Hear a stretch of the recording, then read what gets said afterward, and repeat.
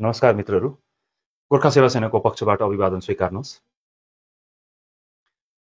विगत 30 अप्रिल 2025 को दिन भएको दार्जिलिङ सिक्किम एकीकरण मञ्चको जुन जनसभा थियो, त्यो जनसभाको मञ्चबाट हामीले घोषणा गरे अनुसार 16 तारिक मे जुन सिक्किम राज्य दिवस को अवसर छ, त्यो अवसरलाई छेक पारेर हामी गोर्खा सेवा सेनाले पनि सिक्किम राज्य दिवस मनाउने निधो गरेका थियौँ। तर धेरैवटा कारणले गर्दा, विशेष कारण त के भन्नु, सिक्किमको पक्षबाट हामी लाई आफ्नो विचार दिनको निम्ति, आफ्नो विचार पोख्नको निम्ति जति पनि प्रतिनिधिहरू सिक्किमबाट आउनुहुँदै थियो, उहाँहरूको सिक्किममा नै जुन चाहिँ 50वां सिक्किम राज्य दिवस छ, त्यो विभिन्न कार्यक्रमहरूमा उहाँको व्यस्तता रहेको कारणले गर्दा पनि हामीले यो कार्यक्रमलाई अगाडि सारेका छौँ अथवा हामीले पोस्टपोन गरेका छौँ। आउने दिनहरूमा नजिकै हामी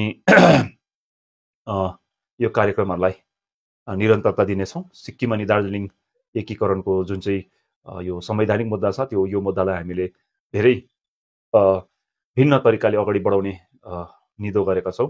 तर हाम्रो 16 मईको कार्यक्रम यहाँको राजनीतिक माहौलले भन्दा पनि धेर हाम्रै कतिजना सिक्किममा रहेका प्रतिनिधिहरूले जुन जानकारी हामीलाई दिनुभयो, त्यो जानकारी अनुसार उहाँहरूको व्यस्तता सिक्किममा नै रहने भएको कारणले गर्दा हामीले यो कार्यक्रमलाई अहिले स्थगित गरेर आउने निकट भविष्यमा केही दिनभित्रमा नै यो कार्यक्रम फेरि पुनः घोषणा गरेर हामीले व्यापक अनि भव्य रूपले यो कार्यक्रम गरेर दार्जिलिङ अनि सिक्किम एकीकरण किन जरुरी छ अनि यसभित्र लुकेका कतिपय संवैधानिक पहलुहरूलाई जनसाधारण समक्ष पस्किने हामीले निर्णय लिएका छौँ। यसकारणले गर्दा विभिन्न मिडियाको माध्यमबाट हामी गोर्खा सेवा सेना हजुरहरूलाई जानकारी गराउन चाहन्छौँ। हाम्रो 16 मईको पूर्व घोषित कार्यक्रम सिक्किम राज्य दिवस, 50वां सिक्किम राज्य दिवस जुन चाहिँ मनाउने अनि सिक्किम दार्जिलिङ एकीकरण पछाडि लुकेको कतिवटा संवैधानिक पहलुहरू, ऐतिहासिक पहलुहरू अनि आर्थिक, सामाजिक, सांस्कृतिक पहलुहरूलाई, भौगोलिक पहलुहरूलाई,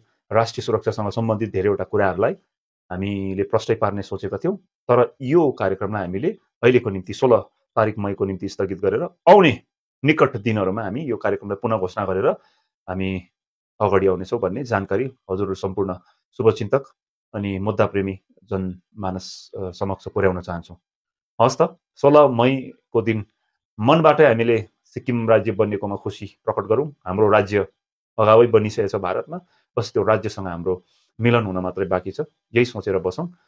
यस कारणले गर्दा आउने दिनहरूमा सिक्किम अनि दार्जिलिङ एकीकरणको मुद्दालाई अझै बलियो प्रबल तरिकाले केन्द्र सरकार समक्ष पुर्याउनको निम्ति हामीले रणनीतिहरू तयार गर्ने क्रम जारी राखेका छौँ। यो जानकारीको साथै 16 मईको कार्यक्रम आउने दिनहरूमा हामी पुनः घोषणा गर्नेछौँ भन्ने जानकारी पनि म गराउन चाहन्छु। धेरै धेरै धन्यवाद।